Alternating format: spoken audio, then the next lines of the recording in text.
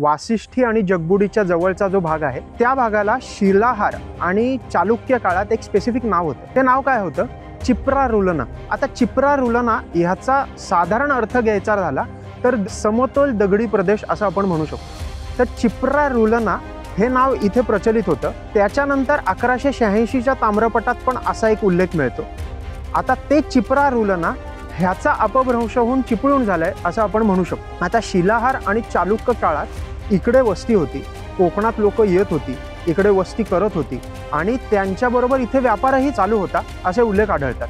हा उल्लेख महत्त्वाचा का? तर वशिष्ठी आणि जगबुडी नदी ह्याच्या संगमावर हे साधारण पूर्ण शहर वसलेलं आहे आणि ते शहर ह्या दोन नद्यांच्या संगमावर बसलंय म्हणजे त्याला व्यापारी महत्त्व आहे आणि म्हणून त्या व्यापारी महत्वामुळे काहीतरी नाव दिलं आहे ते म्हणजे चिप्रारुलना. चिप्रारुलनाचं अपभ्रंश होऊन चिपळूण झालं असं आपण म्हणू शकतो.